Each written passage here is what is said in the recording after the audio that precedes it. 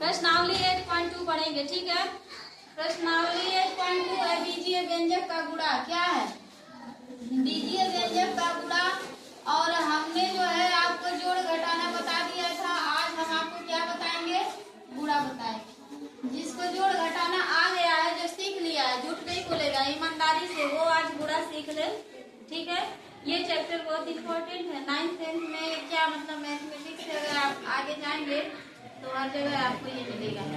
तो गुणा देखिए, गुणा तो आप लोगों को नॉर्मली आता है, भिन्न का गुणा नहीं लीजिए अभी आगे। जैसे सादा गुणा होता है ना, सिंपल वाला, मान लीजिए 2 का गुणा 2 में करेंगे तो क्या आया? 4। ऐसे ही एक चीज ध्यान दीजिए, बीजीय व्यंजक में जब हम x y z का गुणा करते हैं और सेम राशि रहती है तो उसमें घातें क्या होती है? जुड़ती।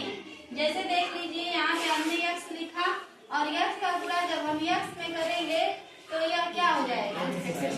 हाँ, यहाँ पे हम 2x नहीं लिखेंगे। 2x जब कब होता है? जब इसको हम जोड़ेंगे तब। लेकिन हम इसका गुणा कर रहे हैं, तो जब गुणा होता है तो इसकी जो घात होती है वो आपस में क्या होती है? जुड़ती है, ठीक है।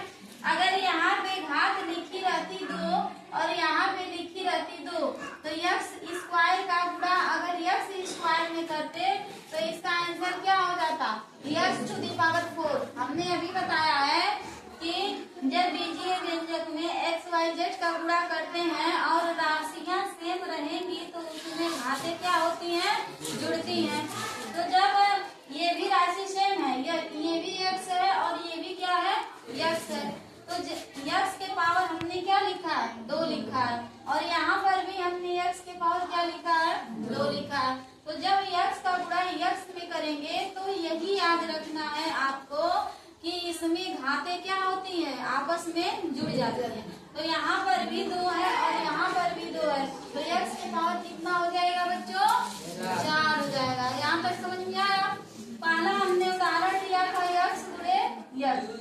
एक चीज ध्यान देना कि जब यहाँ पर घात नहीं लिखी होती है तो उसका मतलब होता है 1। क्या मतलब होता है? 1। जब किसी भी राशि के ऊपर कोई भी x y z संख्या लिखी हो, ठीक है, और उसके ऊपर पावर नहीं लिखा है 2 3 4, तो समझिएगा कि उसके ऊपर कितनी घात है? 1 है। तो यहाँ पे जब कोई भी संख्या नहीं लिखी है तो हम समझेंगे कि यहाँ पे क्या है? 1। तो जब x का गुणा x में करेंगे तो यहाँ पे क्या हो जाएगा? x स्क्वायर हो जाएगा। समझ में आ गया?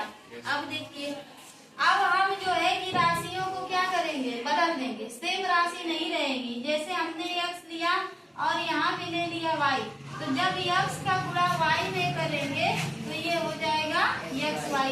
सेम टू सेम उसको क्या करेंगे? लिख लेंगे। पूरा फोकस मेरे तरफ करिए, एकदम आसान है, समझ में आ जाएगा।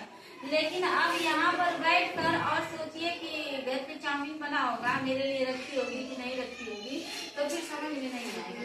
यहाँ बैठ करके बाहर देखिएगा तो भी नहीं समझ में आएगा। इधर ध्यान दीजिए, तब आएगा। आगे देखिए, समझ में इतना आ गया? सब तो बुरा आ गया, एकदम आसान है। अब देखिए इसी का उदाहरण और एक लेते हैं। जैसे हमने लिखा है कि यहाँ की x की पावर क्या लिखा है? 2 लिखा है और यहाँ पर हमने क्या लिख दिया? y।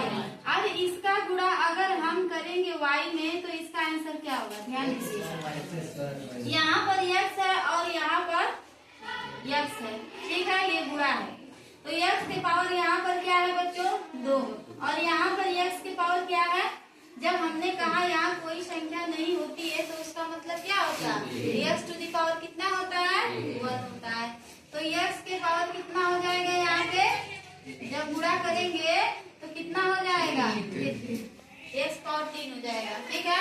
और देखिए इधर तो अब कोई संख्या है नहीं, सिर्फ इधर क्या बच रहा है? सिंगल में y बच रहा है, तो y को क्या करेंगे? आप निकालेंगे। तो इसका आंसर हो जाएगा x टू दी पावर 3। समझ में आ गया?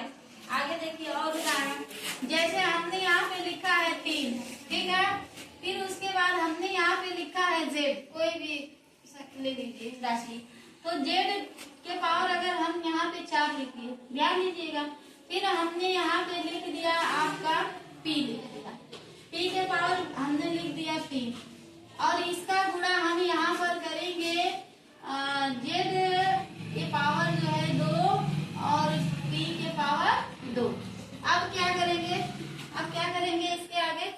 देखिए कैसे करेंगे, ध्यान दीजिएगा। गुणा करना है, पहले तो यहाँ 3 को देखेंगे। अब यहाँ पर जब कोई संख्या नहीं है तो इसका मतलब क्या होता है, यहाँ पे क्या है 1 है, आगे में क्या है 1।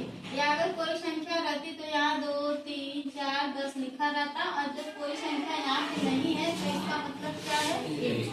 तो 3 का गुणा 1 में करेंगे तो क्या हो जाएगा बच्चों, 3 हो जाएगा। अब देखेंगे जेड, और जेड के साथ देखेंगे क्या इधर भी जेड है। अगर इधर भी जेड है इधर भी, तो दोनों का गुणा करेंगे और दोनों की घातें क्या होंगी, जुड़ जाएंगे। इन केस अगर इधर जेड है और इधर जेड नहीं है तो सेम टू सेम जेड के ऊपर जो भी पावर है वैसे सेम टू सेम क्या करेंगे, उतार देंगे।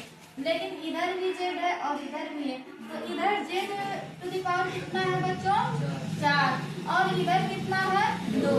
अब जेड का जब गुणा करेंगे तो यहाँ पे हम जेड लिखेंगे और ये घातें क्या होंगी, जुड़ जाएगी। तो जेड टू द पावर कितना हो जाएगा 6। समझ में आ गया।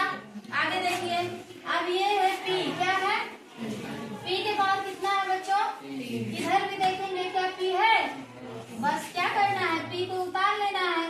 और इधर घात कितनी है 3 है, और इधर कितनी है, जुड़ जाएंगी, कितनी हो जाएंगी 5। यही हमारा आंसर हो जाएगा। ऐसे ही पूरा होता है। समझ में आ गया।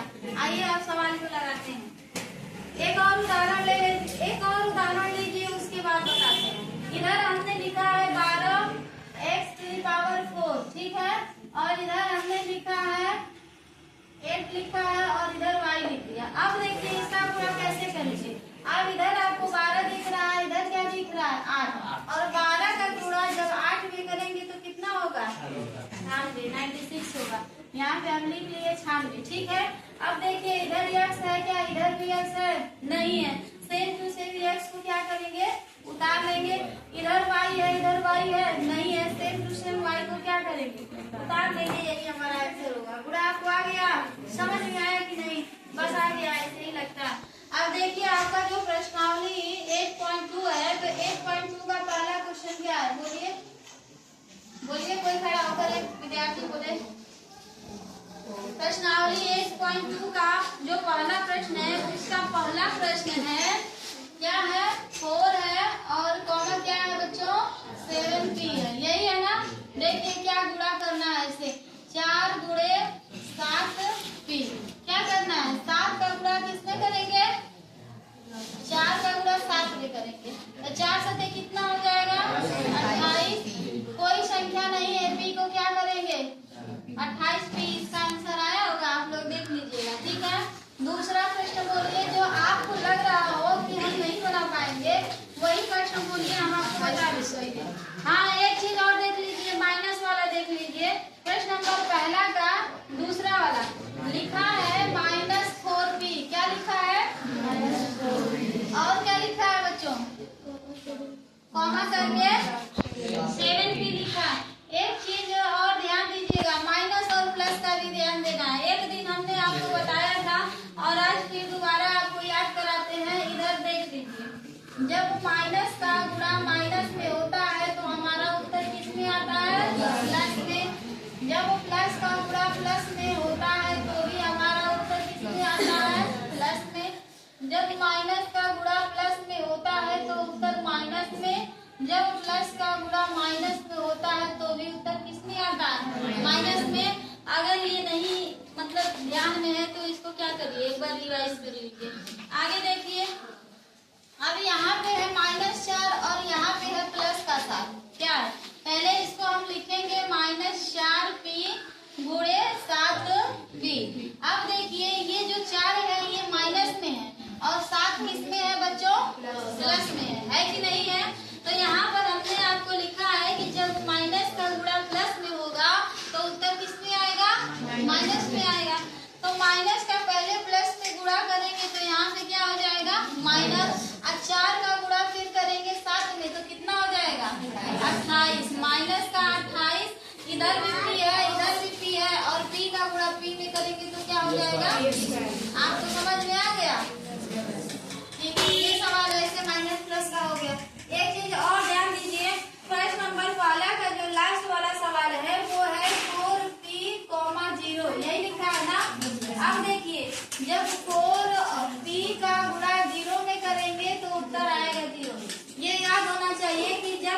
संख्या कितना हो बड़ी हो और उसका गुणा किससे किया जाए 0 से, तो हमेशा उत्तर किस में आएगा 0 में आएगा। समझ में आ गया।